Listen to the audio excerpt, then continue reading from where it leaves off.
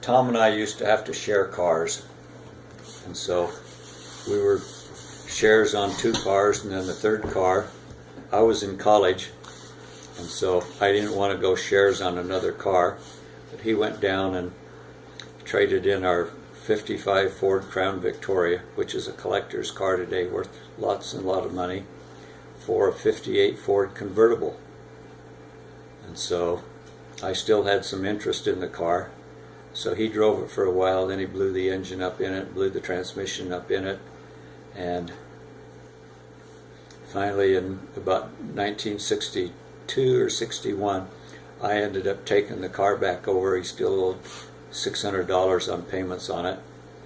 And so I rebuilt the engine, put in a new transmission in it, and when I redid the engine, that car originally came with a tag on the dash that said Thunderbird Police Interceptor Special.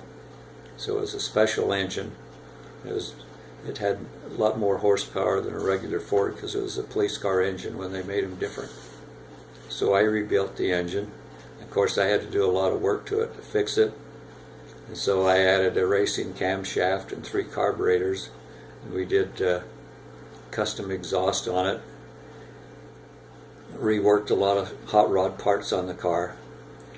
So I was driving through town with my buddy one night, and I stopped at a stoplight, and this kid had a brand new, I guess it must have been about a 1962 or 63 Ford Falcon Sprint, and the Sprint had the new V8 engine in it. So he pulled alongside of me, and he revved his engine up a few times, and I revved my engine up a few times. When the light turned green, why, he took off, and I went out a ways, and then I backed off the throttle because we were in town. And my buddy said, he's going to tell everybody you chickened out. You wouldn't race him. So I was in second gear, and I shifted back into first gear and pushed the gas pedal all the way to the floor. It had 3 carburetors on it. So I'm roaring after him, and at about a city block, I finally passed him. You know, he had a good head start on me, and I passed him up, and then slowed down. We went on through town, and about a mile at the other end of town was a drive-in, so we pulled in there to order a drink and some French fries. We were sitting in there, and all of a sudden I see in my rearview mirror the red lights blinking. So a cop pulled in behind us, and I just ignored him. And the cop went up and rapped on the other kid's window and says, "Get in the back seat." And so he talked to the other kid, and then he came up to me and he rapped on my window and says, "Get in the back seat." I says, "What's going on?" He said, "Well, I was just sitting in the office having a quiet cup of coffee, and I got a phone call about 2 cars racing through town." He says, "There was a red car and a brown and white car. And when I got down here to turn around and go back, there are 2 cars sitting in here." And this phone call says they were racing through town.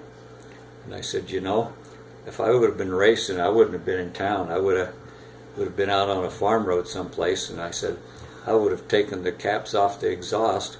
And I said, "Your coffee cup would have been vibrating across the table, and your windows would have been rattling because you've heard that engine run. It had a dragster camshaft in it, very rare, and it made a lot of noise. That engine sounded just like the fuel dragster at the drag strips do today."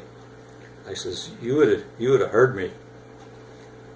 He said, "Well, what happened?" I says, "I was just sitting at the stoplight, and this kid pulled up and he squealed his tires." And I says, "I can do that too." So I squealed my tires.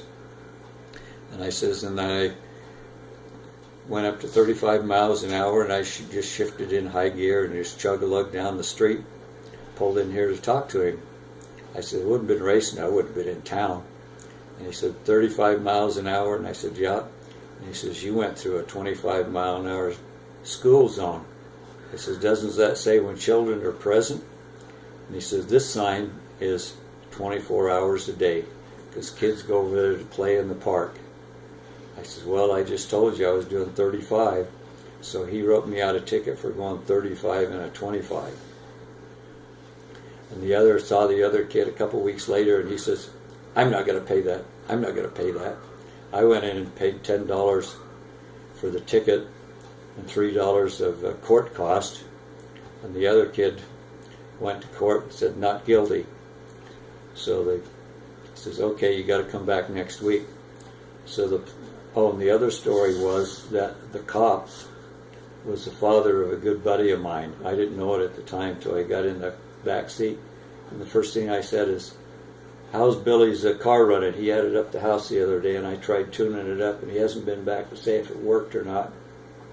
He says, well, he hasn't said anything, so I guess it's running okay. Had to let the cop know that I had fixed his kid's car for free, so get some points with him. And so the other guy went to court, and by then the police officer had filled it out, and he called up the people that called him, and so they were in the courthouse saying, these two cars went by us. When they went past Mabel's house, they shifted gears and their tires squealed. They must have been doing 80 miles an hour right through town. So the judge says, $75 fine. Now where's the other guy? Where's the other car? And the court clerk said, he's already paid his ticket. How much did he pay? $10. He can't do that. Yes, he can. He was only charged for doing 35 and a 25. Well, get him in here. And the court clerk says, Your Honor, he's already paid the fine. You can't do anything more. So that was one time when you do something stupid, but you got away with it.